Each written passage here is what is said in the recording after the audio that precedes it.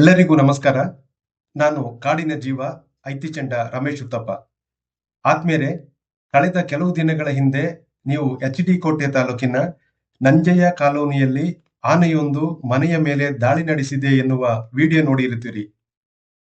ಜನರು ಇರುವಾಗಲೇ ಅದು ಬಂದು ದಾಳಿ ಮಾಡಿದೆ. ಮನೆಯ ಮೇಲ್ಛಾವಣಿಗೆ ಧಕ್ಕೆ ಮಾಡಿದೆ. ಆತ್ಮೇರೆ, ಆದರೆ ಸೂಕ್ಷ್ಮವಾಗಿ ಗಮನಿಸಿ, ಇದು ದಾಳಿಯಲ್ಲ. ನಾವು ಮೇಲ್ನೋಟಕ್ಕೆ ನೋಡುವುದಕ್ಕೂ ವನ್ಯಜೀವಿ ಪ್ರೇಮಿಯಾಗಿ ನೋಡುವುದಕ್ಕೂ ವ್ಯತ್ಯಾಸವಿದೆ. ಅದು ಯಾವ ವ್ಯತ್ಯಾಸ ಎನ್ನುವುದನ್ನು ಇನ್ನೊಮ್ಮೆ ಸೂಕ್ಷ್ಮವಾಗಿ ಗಮನಿಸಿ.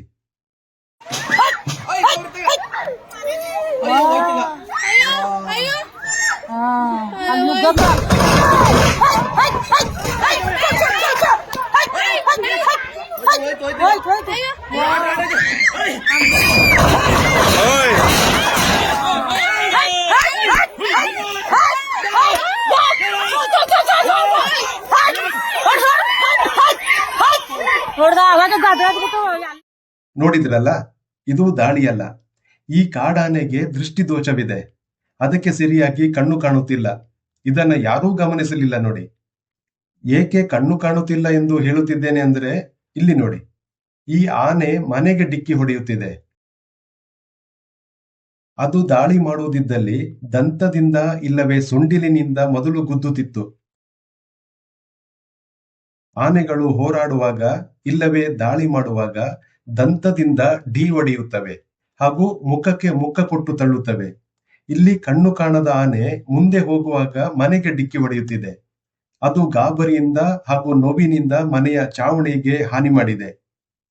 ಎರಡನೇ ಬಾರಿಗೆ ಡಿಕ್ಕಿ ಹೊಡೆಯುವಾಗ ಮತ್ತೊಮ್ಮೆ ಸೂಕ್ಷ್ಮವಾಗಿ ನೋಡಿ, ಅದರ ಕಣ್ಣಿನ ಭಾಗಕ್ಕೆ ತಗುಲಿದೆ. ಆನೆಯ ಕಣ್ಣಿನ ಭಾಗ ತುಂಬಾ ಸೂಕ್ಷ್ಮ. ಅದು ಈ ಭಾಗಕ್ಕೆ ಹಾನಿ ಮಾಡಿಕೊಳ್ಳುವುದಿಲ್ಲ. ಆದರೆ ಇಲ್ಲಿ ನೋಡಿ, ಇಲ್ಲಿ ಗಾಬರಿಯಿಂದ ಹೋಗುವಾಗ ಅದು ಡಿಕ್ಕಿ ಹೊಡೆಯುತ್ತಿದೆ. ಇದರಿಂದ ಅದಕ್ಕೆ ಕಣ್ಣು ಕಾಣುತ್ತಿಲ್ಲ, ಅದಕ್ಕೆ ದೃಷ್ಟಿದೋಷ ಇದೆ ಅಂತೇಳಿ ನಾವು ಅಂದಾಜಿಸಬಹುದು. ಒಂದು ಆನೆಗೆ ಹುಟ್ಟು ದೃಷ್ಟಿದೋಷ ಇರಬೇಕು, ಇಲ್ಲವೇ ಬೇರೆ ಸಲಗದೊಂದಿಗೆ ಹೋರಾಡುವಾಗ ಅದರ ದಂತ ಕಣ್ಣುಗೆ ತಗುಲಿ ದೃಷ್ಟಿ ಹೋಗಿರಬೇಕು, ಇಲ್ಲವೇ ಮನುಷ್ಯರಿಗೆ ಬರುವಂತೆ ಕಣ್ಣಿಗೆ ಪೊರೆ ಬಂದಿರುವ ಸಾಧ್ಯತೆ ಕೂಡ ಇರುತ್ತೆ. ಇದು ಆನೆಗೂ ಹಾಗೂ ಮನುಷ್ಯರಿಗೂ ಅಪಾಯಕಾರಿ. ಕಣ್ಣು ಕಾಣದೆ ಅಡ್ಡ ಬರುವವರ ಮೇಲೆ ದಾಳಿ ಮಾಡುವ ಸಾಧ್ಯತೆ ಇದೆ. ಅದೇ ರೀತಿ ಹಳ್ಳಕ್ಕೆ ಬಿದ್ದು ಆನೆಗೂ ತೊಂದರೆ ಆಗುವ ಸಾಧ್ಯತೆ ಇದೆ. ಈ ಹಿನ್ನೆಲೆಯಲ್ಲಿ ಅರಣ್ಯಾಧಿಕಾರಿಗಳು ಕೂಡಲೇ ಗಮನ ಹರಿಸಬೇಕು, ಆನೆಯನ್ನ ಪರೀಕ್ಷಿಸಬೇಕು, ಅದನ್ನು ರಕ್ಷಿಸಬೇಕಿದೆ. ಈ ಕುರಿತು ನಾವೆಲ್ಲರೂ ಕೂಡ ಒತ್ತಾಯ ಮಾಡೋಣ. ಈ ಆನೆ ಕಂಡು ಬಂದರೆ ಎಚ್ಚರದಿಂದ ಇರಿ. ಎಲ್ಲರಿಗೂ ಕೂಡ ನಮಸ್ಕಾರ.